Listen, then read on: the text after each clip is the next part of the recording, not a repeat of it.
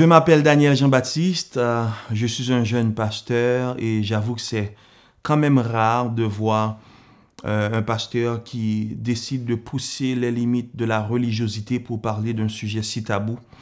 Mais je pense qu'aujourd'hui, je me tiens devant vous parce que la nécessité me l'exige.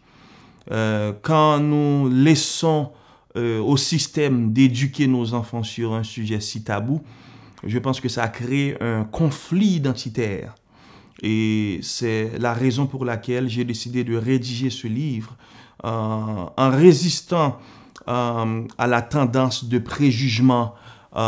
J'ai décidé de préférence de vous informer, de vous éduquer, de sensibiliser une génération qui est exposée au sexe qui est commercialisé à un niveau extrême. Et pour moi, aujourd'hui, je ressens l'urgence, la nécessité de vous éduquer au travers de ce livre, Le sexe est divin.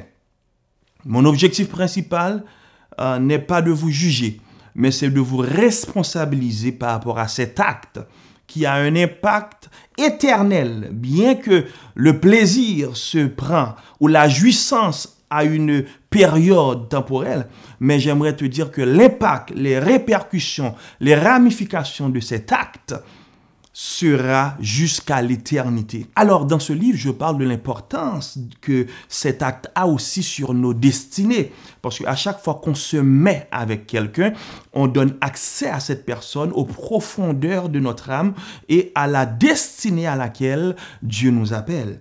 Donc aujourd'hui, nous voyons des gens qui ont une vie beaucoup plus difficile que d'autres parce que chaque acte sexuel amène un poids sur l'émancipation de soi, sur l'émancipation de notre destinée. Alors dans ce livre, de manière, je peux dire, très sensible, je vous informe sur l'importance de savoir comment divorcer ou comment se divorcer de ces actes sexuels que nous avions eus au préalable avec d'autres partenaires. Je sais, le monde fait la promotion de la promiscuité. Le monde fait la promotion de la virilité masculine ou ce que pour être macho, cela veut dire qu'on doit faire preuve de nos prouesses sexuelles. Mais attention, attention, un tel acte a un grand impact sur notre destinée.